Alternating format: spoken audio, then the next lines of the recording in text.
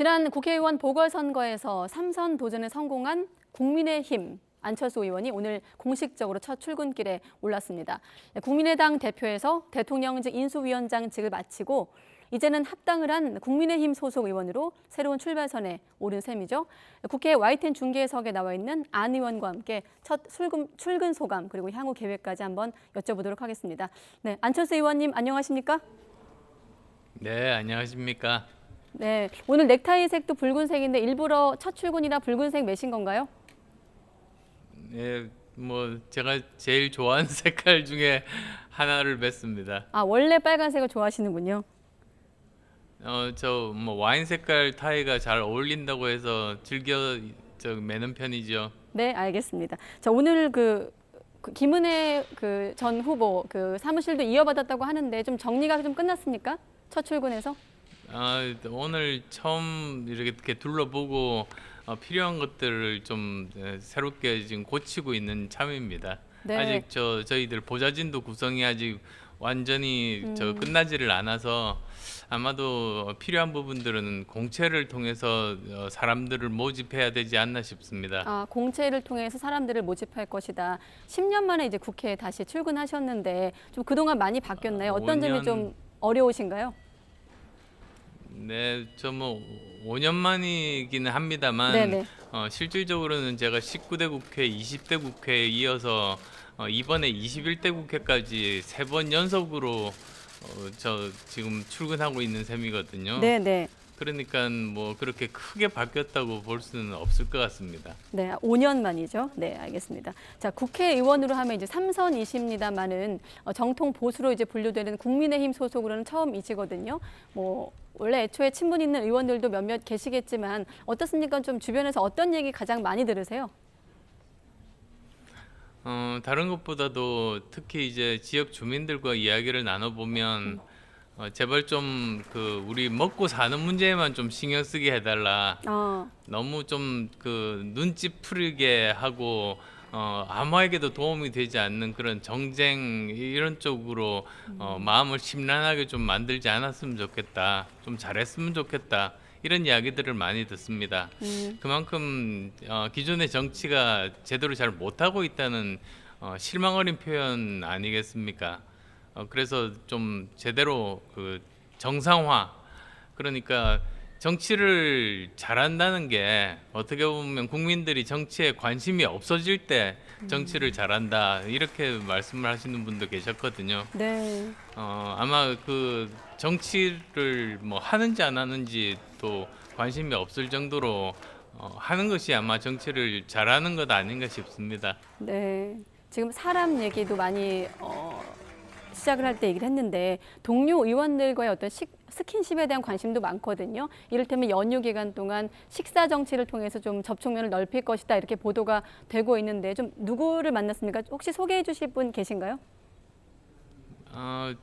사실 제가 처음 처음 초선 때부터 네. 굉장히 많은 의원들 여야를 가리지 않고 많이 만나서 이야기도 나누고 식사도 하고 차담도 하고 그랬었습니다. 네. 그래서 제가 초선일 때로 기억합니다만 김영란법 그 당시에 이렇게 통과가 거의 뭐 불가능하다고 생각됐을 때 네. 제가 양쪽 다 중재하면서 통과시켰던 적도 있었거든요. 그러니까 사실 많은 분들이 오해를 하시더라고요. 네. 제가 법을 통과시키기 위해서는 150명 이상의 동의를 받아야 되고 그러기 위해서는 어느 한쪽만 이렇게 알아서는 되지 않고 두루두루 잘 알고 잘 국민들 관점에서 어떤 것이 이익이 되는지 이런 부분들에 대해서 나름대로 신념을 가지고 설득을 해야지 그게 가능했던 그런 경험들이 굉장히 많습니다.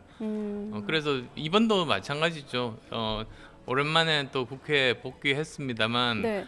제가 국회의원이 아니었던 그런 기간 동안에도 처음 보는 분들 국회의원분들 많이 네. 식사도 많이 했었고 이번도 뭐 그게 크게 달라질 것 같지는 않습니다. 네, 조금 전에 안 의원님께서 오해라는 표현을 쓰셔서 제가 그냥 추가 질문 드리면 잠시 전에 그 마침 제가 지방선거 날 안철수 의원님이 당선 확정됐을 그 당시 이제 방송을 했었는데 그때 여기 계신 패널분들, 뭐 전직 의원들이긴 합니다만은 여전히 사람이 좀 보이지 않는다 이런 말씀하셨거든요. 그럼 그런 오해를 말씀하시는 건가요? 사람이 주변에 많다, 걱정하지 말라 이렇게 이해하면 되겠습니까? 제 3당으로서 그 선거를 치르다 보면 네. 아무래도 1, 2당 쪽으로 많이 몰리지 않습니까? 그런 불리한 여건을 딛고도 제가 10년 동안 살아남았습니다. 그러니까 뭐 직접적으로 그냥 자동적으로 큰 당에 속해서 정치를 10년 동안 했던 분과 그러지 않은 여건에서도 10년 동안 살아남은 사람하고는 직접적인 비교는 불가능한 거 아니겠어요? 네, 알겠습니다. 지금 언론에서 2달 전 언론 보도만 해도 뭐 합당 이후에 워낙 그 우려에 대한 보도가 많았는데 그때 이제 표현들이 해묵은 갈등, 이제 뭐 특히나 이준석 대표의 얘기겠습니다만 불편한 동행 이 질문 자체도 좀 해묵긴 했습니다만 앞으로 이렇게 사람이 없다는 질문을 좀 불식하기 위해서 보관을 갖고 계시다면 어떤 것 좀 갖고 계십니까? 뭐 제가 지금까지 계속 했던 노력들처럼 네. 그 국회의원으로서 해야 되는 일이 제대로 된 법안들 그리고 국민을 위한 개혁적인 법안들을 통과를 해서 그 시대가 요구하는 개혁들 그걸 저는 시대 정신이라고 부르고 싶습니다. 네. 그런 것들을 이루는 것 아니겠습니까? 뭐 그것들을 위해서 예전이나 지금이나 마찬가지로 많은 분들과 만나서 이야기들을 나누고 서로 이해의 폭을 넓혀갈 참입니다. 그게 네. 꼭 그 어떤 특정한 법안이 통과가 필요해서 특정한 사람들하고 목적 의식 가지고 만날 때는 그게 그렇게 원활하게 되지를 않습니다. 평소에 그런 일은 했어야죠. 네, 알겠습니다. 자, 이제 3선 중진으로 이제 국회 당으로 돌아오셨는데 당 개혁과 관련된 좀 질문도 드리겠습니다. 먼저 그런 질문 드리기 전에 당권 도전에 대한 좀 질문부터 드리면 어떻게 좀 생각 갖고 계십니까?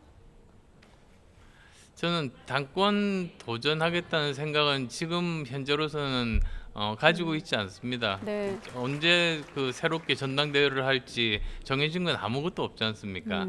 오히려 저는 그 목적 자체가 뭐 내가 뭘 가지겠다 이런 것이 아니라 어떻게 하면 개혁적인 법안을 동료 의원들의 설득을 해서 통과를 시킬 수 있을 것인가?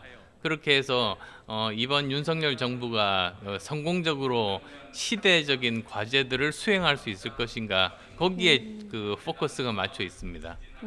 아직은 당권에 대한 계획이 없다. 하지만 이제 또 이준석 대표 어째 거취에 따라서 전당대회가 좀 앞당길 수도 있는데 거기에 따라 좀 생각이 바뀔 수도 있을까요? 어떻게 보십니까? 글쎄요, 그건 뭐 그런 경우가 다가오면 그때 고민해도 늦지 않은 것 아니겠습니까? 네, 아직은 개혁 관련한 일에 좀 집중하시겠다라는 말씀을 이해하고 이준석 대표 질문 한 가지만 더 드리겠습니다. 지금 자막에서처럼 향후 이준석 대표의 관계는 이렇게 되어 있는데 아무래도 사람들이 이 부분에 대한 관심이 여전하거든요. 어떻습니까? 또 마침 이준석 대표가 우크라이나로 가기도 했는데 두 분의 지금 시점에서의 관계는 좀 어떻게 설정돼 있나요? 글쎄요, 제가 지금 당선된 이후로 그 만나보지는 못했습니다. 물론 뭐 이준석 대표뿐만 아니라 네. 지도부를 포함해서 제가 만나봐야 될 분이 굉장히 많지 않습니까? 네. 그래서 일단은 함께 서로 만나서 지금 현재 현안이 무엇이고 내 생각이 어떤 것이고 또 그 지도부에서의 입장은 어떤 것이 있는지 그런 것들에 대해서 이야기를 나누면서 이해의 폭을 넓혀가는 게 먼저라고 생각합니다. 당선 이후 만나진 않았지만 어떤 메시지라든지 좀 이준석 대표의 뭐 메시지가 있었나요? 따로? 따로 있지는 않았습니다. 아마 지금 저 외국 가 있죠. 네네. 아마 시기가 그렇게 겹쳐가지고 서로 아직 연락은 못 나눈 걸로 알고 있습니다. 네.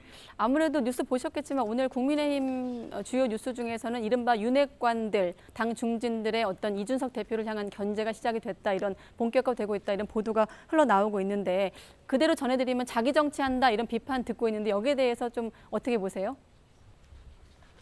글쎄요, 저는 좀 이렇게 더 넓은 범위에서 봤으면 좋겠습니다. 네. 무슨 뜻이냐면 지금 현재 우리 당이 대선도 승리를 거두고 그다음에 또 지선도 승리를 거뒀지 않습니까? 네. 근데 그게 그렇다고 해서 끝은 아니거든요. 왜 국민들께서 그렇게 승리를 안겨주셨는가? 그것은 예전 문재인 정부와는 달리 이번 윤석열 정부에서는 시대적인 과제들을 제대로 해결을 해달라 그런 요구라고 생각합니다. 그리고 또 그런 필요한 개혁을 하기 위해서 필요한 힘이 필요하니까 네.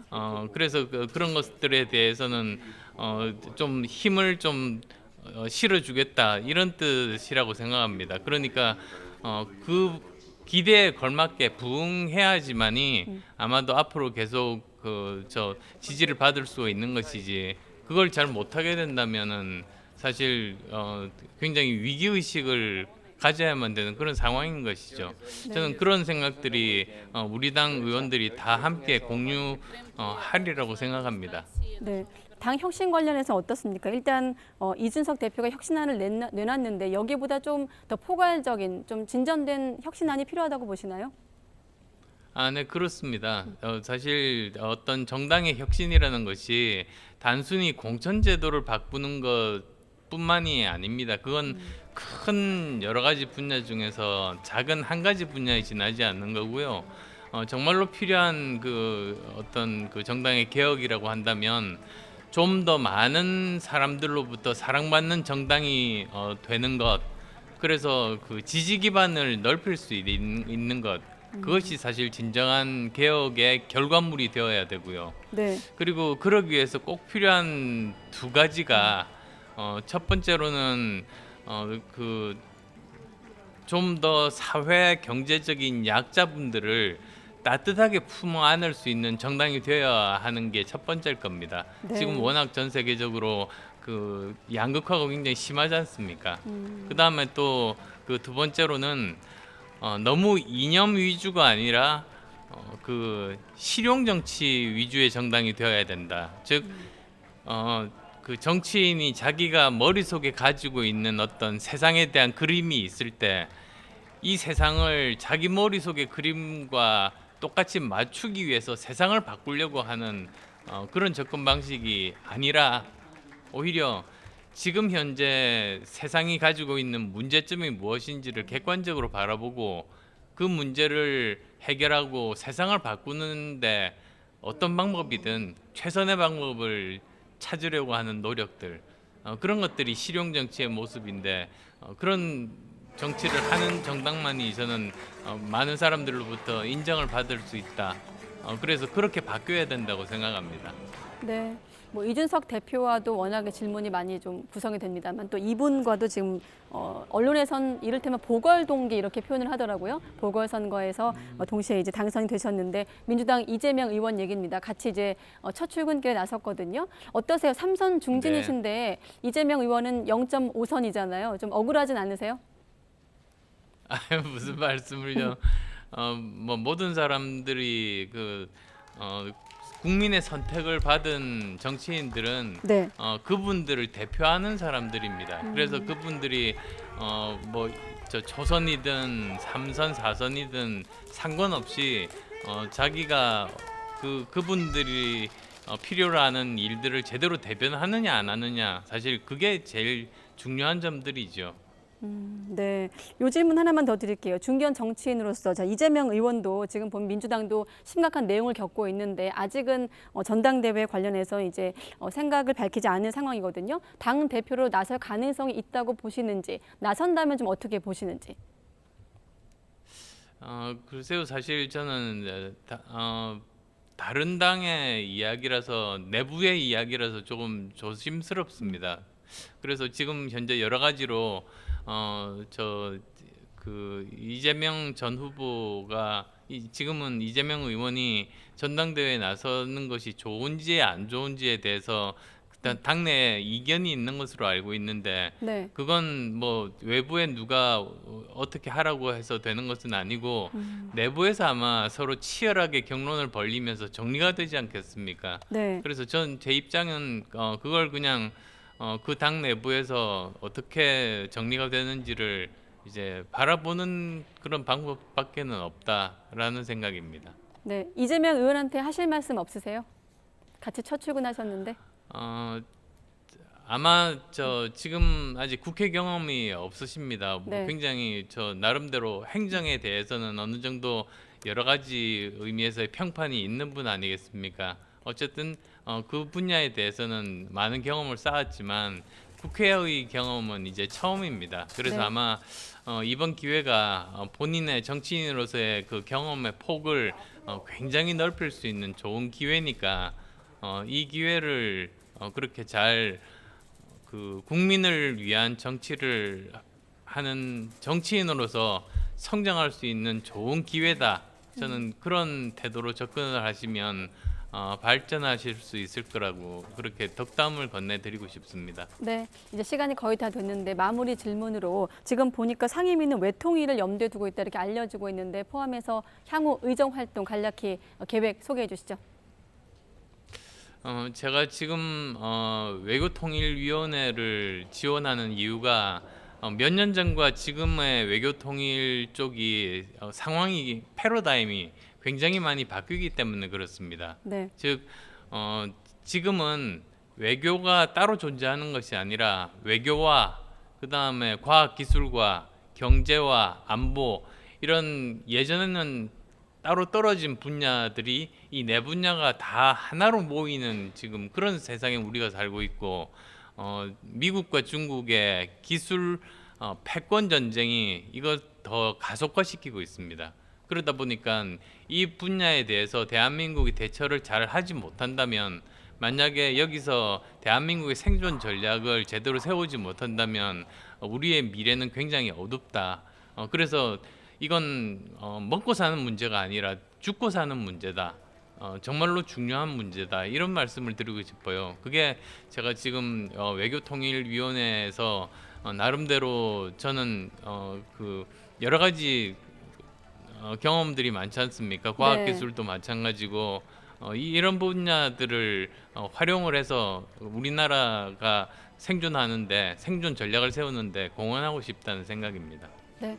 안철수 의원께서 강조하신 실용정치 기대하겠습니다. 네, 지금까지 국민의힘 안철수 의원이었습니다. 의원님 고맙습니다. 네, 감사합니다.